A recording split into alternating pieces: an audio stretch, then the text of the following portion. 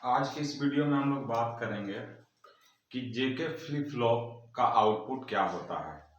इससे पहले हम लोग एसआर फ्लिप फ्लॉप देख लिए हैं और डी फ्लिप फ्लॉप देख लिए हैं। अगर आप एसआर फ्लिप फ्लॉप और डीआर फ्लिप फ्लॉप को नहीं देखे हैं, ठीक ना, तो जो भी वीडियो अपलोड किया हुआ है उसे आप जाके देख सकते हैं।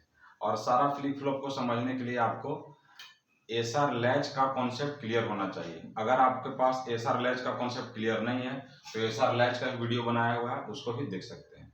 तो आइए अब देखते हैं कि एसआर फ्लिप फ्लॉप के देखने के बाद हम लोग जेके फ्लिप फ्लॉप को देखते हैं और इसका आउटपुट टेबल क्या है। तो अगर एसआर फ्लिप फ्लॉप का आउटपुट टेबल आपको याद है तो बहुत ही आसानी से जेके फ्लिप फ्लॉप को हम लोग कर सकते हैं।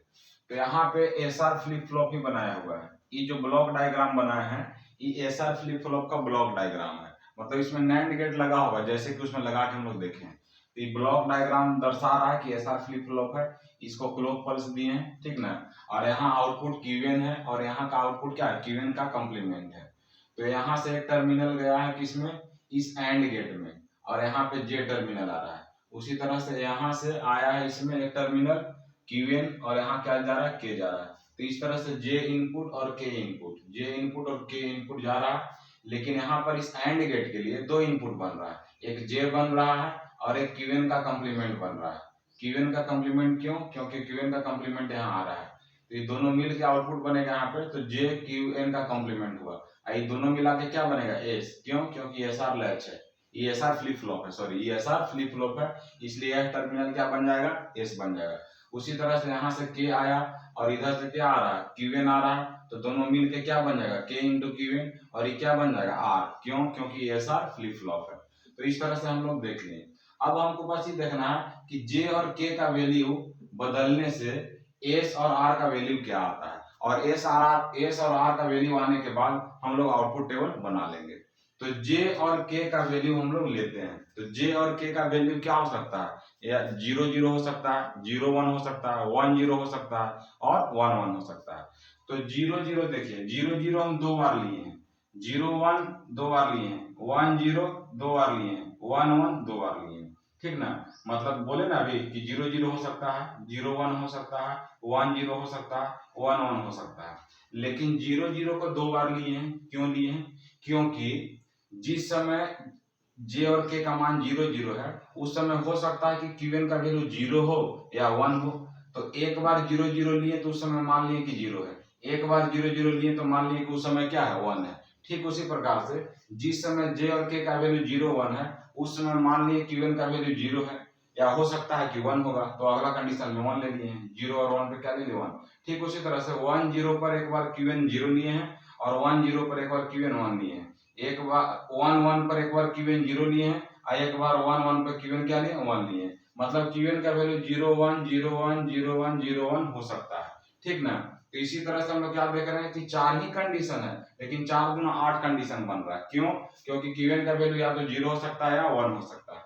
तो जब क्यूएन पता चल गया हमको तो क्यूएन का कॉम्प्लीमेंट तो बहुत आसानी से पता चल जाएगा। क्यूएन 0 है तो क्यूएन का कॉम्प्लीमेंट 1 होगा, क्यूएन 1 है तो 0 होगा, 0 है तो 1 होगा, 1 है तो 0 होगा, 0 है तो 1 होगा, 1 है तो 0 होगा, 0 है तो 1 होगा, 1 है तो 0 होगा। तो इस तरह से क्यूएन का कॉम्प्लीमेंट, जेके चारों के बारे में समझ लिए। अब हमको एस के बारे में समझना है। तो एस किसके बराबर है, जे इंटू क्यूएन के कॉम्प्लीमेंट। एस जो है किसके बराबर है, जे इंटू क्यूएन का कॉम्प्लीमेंट।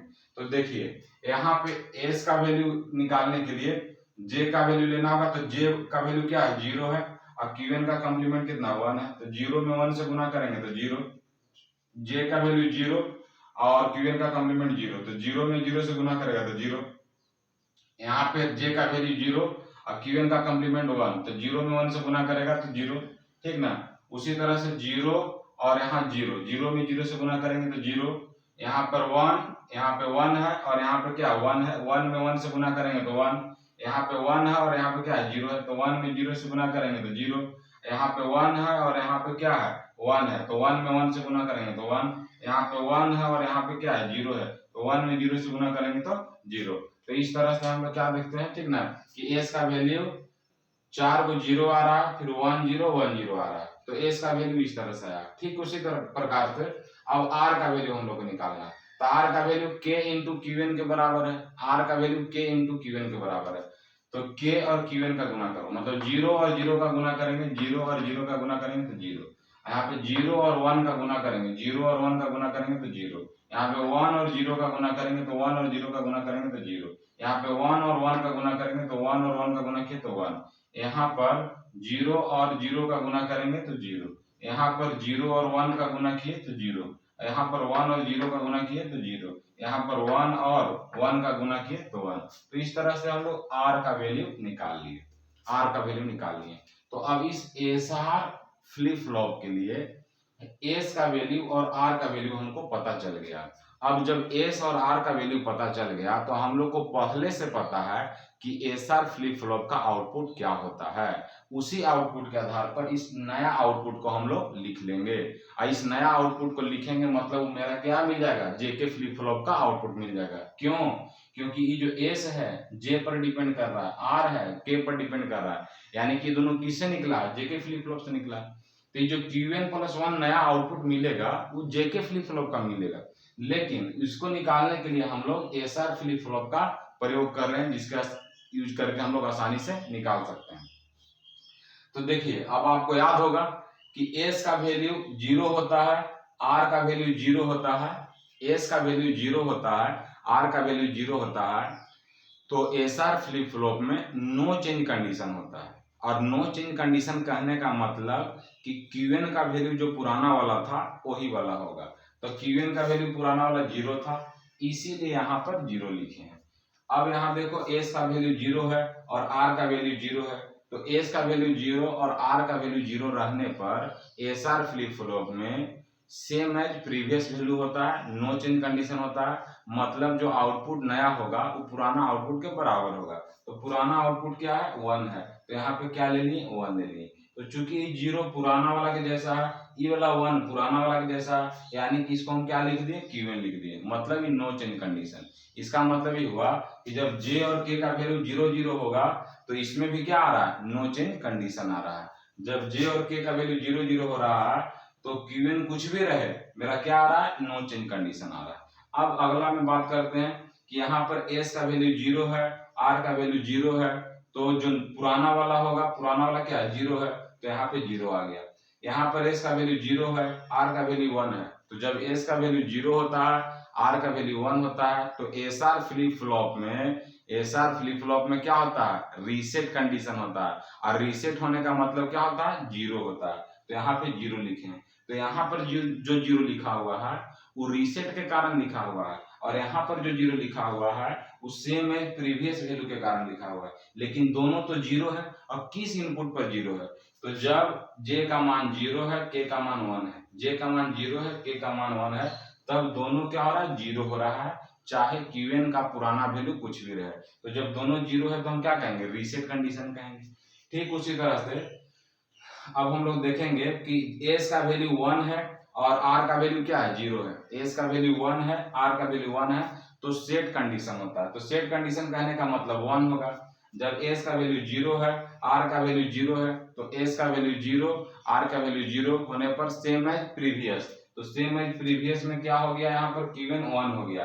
तो यहाँ जो 1 लिखे हैं वो सेम एज प्रीवियस के कारण लिखे हैं, और यहाँ जो 1 लिखे हैं वो सेट के कारण लिखे हैं।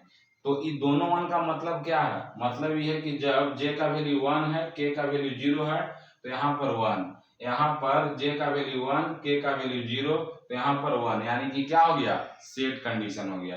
ठीक उसी प्रकार से यहाँ पर s का वैल्यू अब मेरा क्या है, 1 है, और k का वैल्यू मेरा क्या है, 0 है। तो s का वैल्यू 1 है, k का वैल्यू 0 है, इसका मतलब कि क्या हो गया, सेट कंडीशन। और सेट कंडीशन होने का मतलब 1 होता है। तो यहाँ पर क्या आ गया, 1 हो गया।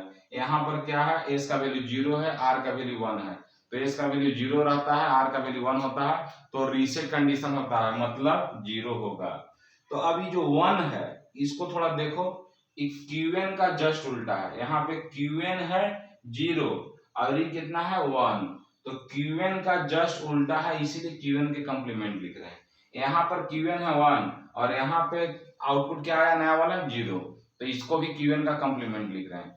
तो इस कंडीशन में जब j का वैल्यू 1 है, k का वैल्यू 1 है, j का वैल्यू 1 है, k का वैल्यू 1 है, तो जो आउटपुट नया वाला आ रहा है वो Qn का कंप्लीमेंट आ रहा है, मतलब पुराना आउटपुट के रेस्पेक्ट में जस्ट उल्टा आ रहा है। तो जो आउटपुट पुराना आउटपुट के जस्ट उल्टा होता है उस आउटपुट को हम लोग टॉगल आउटपुट बोलते हैं। उस आउटपुट को क्या बोलते हैं? टॉगल आउटपुट बोलते हैं। तो इसीलिए इस आउटपुट को क्या बोला जाता है? Toggle output. तो जेके फ्लिप फ्लॉप में टॉगल आउटपुट कब मिलता है? जब जे का वैल्यू 1 और के का वैल्यू 1 होता है। इसको टॉगल क्यों कह रहे हैं? क्योंकि ये 1 है तो पुराना वाला क्या था? 0 था। ये 0 है तो पुराना वाला क्या? 1 है। मतलब पुराना वाला के जस्ट उल्टा। पुराना वाला Qn था तो ये वाला आया Qn का कंप्लीमेंट। पुराना वाला Qn था तो ये क्या आया? Qn का कंप्लीमेंट। तो वह आउटपुट जो प्रीवियस आउटपुट के जस्ट अपोजिट हो उसको क्या बोला जाता है? Toggle output. तो इस तरह से चारों कंडीशन को हम लोग देख लिए कि जब जे और के का वैल्यू 0 0 होगा तो नो चेंज कंडीशन, जब जे और के का वैल्यू 0 1 होगा तो रीसेट कंडीशन, जब जे और के का वैल्यू 1 0 होगा तो सेट कंडीशन, जब जे और के का वैल्यू 1 1 होगा तो टॉगल आउटपुट। ठीक है, टॉगल कंडीशन मतलब प्रीवियस के जस्ट अपोजिट। लेकिन ये जो टॉगल आउटपुट होता है, इस टॉगल आउटपुट में एक कमी होता है। कमी क्या होता है कि इसी में रेस अराउंड कंडीशन हो जाता है। ठीक ना? तो अब यहाँ पे एक नया टर्म आ गया, रेस अराउंड कंडीशन। तो रेस अराउंड कंडीशन होता क्या है, ये किस फ्लिप फ्लॉप में होता है और इसको कैसे कम किया जाता है, इस टॉपिक को हम लोग नेक्स्ट वीडियो में देखेंगे। इस वीडियो में फिलहाल इतना ही। यहाँ से आपको जेके फ्लिप फ्लॉप का सारा कॉन्सेप्ट क्लियर हो गया। अगर वीडियो अच्छा लग रहा है तो लाइक शेयर सब्सक्राइब जरूर करें, दोस्तों तक शेयर करें। ठीक है, और सब्सक्राइबर को इतना बढ़ा दें ताकि यूट्यूब में हम आप लोगों को फ्री वीडियो या फ्री लाइव क्लास प्रोवाइड कर सके नेक्स्ट सेमेस्टर से, ताकि आपको कोई दिक्कत ना हो। तब तक के लिए धन्यवाद।